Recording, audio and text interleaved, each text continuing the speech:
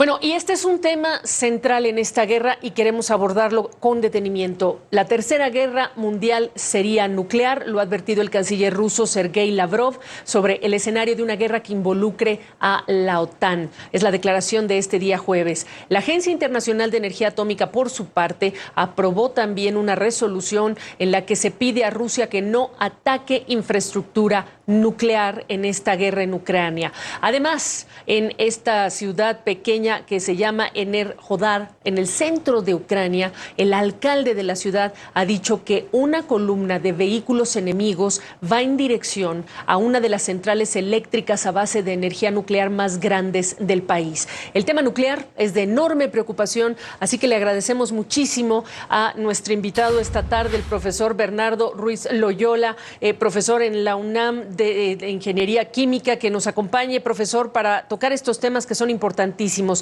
Háblenos de los peligros que en esta guerra, en el terreno de la guerra, representan estas centrales eléctricas a base de energía nuclear. Buenas tardes, pero no soy Bernardo, soy Benjamín.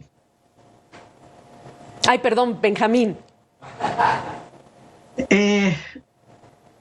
Hay una gran cantidad de producción de energía eléctrica por medio de centrales nucleares de enorme importancia, y el grave riesgo o los graves riesgos que se corren es que en un bombardeo podamos tener algo similar a lo que ocurrió en Chernobyl, que tengamos una destrucción del edificio y la liberación de material radioactivo. Y si recordamos, lo que se emitió en Chernobyl llegó hasta Irlanda y eventualmente alcanzó a llegar hasta México, pero el riesgo es enorme. Pero otro riesgo es que se pierda por parte de las autoridades de Ucrania el control de estas centrales, y que por un lado los militares, pero por otro lado terroristas prorrusos pudieran apoderarse de residuos radioactivos generados en las propias centrales nucleoeléctricas y que lo utilizaran para la producción de bombas sucias. Las bombas sucias son artefactos explosivos comunes, pero en los cuales se ha mezclado material radioactivo. Así que cuando hace explosión la bomba, libera y dispersa material radioactivo que va a obligar a la evacuación de las zonas y a que pase mucho tiempo en lo que se logra limpiar. Entonces es un riesgo muy, muy alto el que se corre, y sí tendría que tener la suficiente responsabilidad el ejército ruso como para tener el máximo cuidado con estas áreas. Hemos visto que, según ellos, no han atacado ningún blanco civil, pero las imágenes que hemos visto muestran exactamente lo contrario. Así que me da la impresión de que la precisión de sus misiles no es suficiente como para garantizar que no va a haber un accidente en una instalación de producción de energía eléctrica por métodos nucleares. Profesor Benjamín, déjeme también agregar Chernobyl. La toma que se anuncia de Chernobyl hace días ya nos ha explicado el riesgo o incluso el potencial de oportunidad si es que se activan estas, digamos, armas con estos componentes radioactivos. Pero ¿fue más un asunto simbólico ya que Ucrania no tiene armas nucleares? Simbólico y no. Simbólico desde el punto de vista de decir: tenemos la capacidad para apoderarnos de sus instalaciones nucleares. ¿Por qué digo que no es tan simbólico? Porque si bien Chernobyl no está en operación, 3 de los 4 reactores están prácticamente abandonados, sin uso. El cuarto es el que explotó y que está dentro de un sarcófago de hormigón.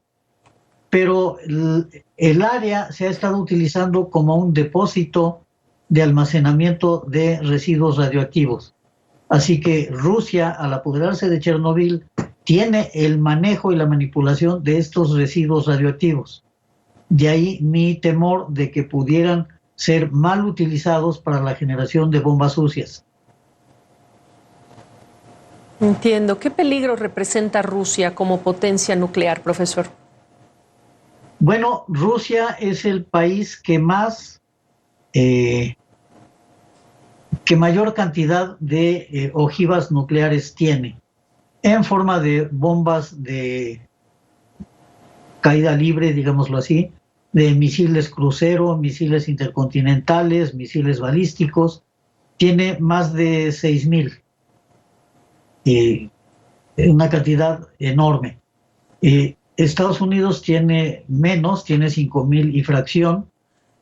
Obviamente, si se suma lo que tiene Estados Unidos, Francia, Reino Unido, alcanzan a Rusia. Pero esto implica que la capacidad nuclear de Rusia es muy, muy grande, y si no se tiene la suficiente responsabilidad se puede crear un verdadero holocausto mundial, porque no podemos imaginar que por un capricho o por un momentáneo berrinche Putin ordene atacar una ciudad cualquiera en Europa o en Estados Unidos o en cualquier lugar del mundo con un arma nuclear para mostrar músculo, para decir, vean, las tengo y las uso, porque la respuesta que tendría que darse por los países que no están a favor de Rusia y que están apoyando a Ucrania tendría necesariamente que ser del mismo tamaño. No sería concebible entender que Rusia ataque con un arma nuclear y los otros le contesten con explosivos convencionales. Tendría que ser una respuesta del mismo tamaño. Háblenos, profesor, poniendo en perspectiva la potencia de estas armas nucleares cuando tuvimos a Hiroshima y Nagasaki en cuanto a kilotones. ¿De qué estamos hablando? Un kilotón es equivalente al poder explosivo de 1.000 toneladas de dinamita. La bomba que estalló en Hiroshima era de aproximadamente 14 kilotones. La bomba que estalló en Nagasaki era de aproximadamente 20 kilotones. Las bombas más comunes que existen actualmente son de 100 kilotones. Ya hasta Corea tiene de esta capacidad. Pero hay armas termonucleares terriblemente sofisticadas que pueden alcanzar 60 megatones. Ya no kilotones, sino megatones. Es decir, si cuando hablamos de kilotones hablamos de 1.000 toneladas, cuando hablamos de megatones hablamos de millones de toneladas. 60 millones de toneladas de TNT en un solo dispositivo es verdaderamente para causar horror. Por último, profesor, usted ha hablado también de armas químicas y la pregunta que hacíamos y que está en pantalla es qué tan real es este riesgo, el que estamos hablando, el riesgo nuclear, pero usted también ha hablado de armas químicas. ¿Cómo cierra esta conversación? Pensando en el hecho de que en algún momento, alrededor de 2017, Rusia declaró que había eliminado por completo su arsenal químico, y en 2018 encontramos que disidentes rusos viviendo en Inglaterra fueron atacados por agentes del gobierno ruso con armas químicas novedosas que no se habían incluido en la Convención para la Prohibición de las Armas Químicas. No se conocía de su existencia oficialmente. Hasta ese momento, 2018, fue cuando se conocieron, y entonces no sabemos cuánto de ese arsenal todavía tenga en su poder,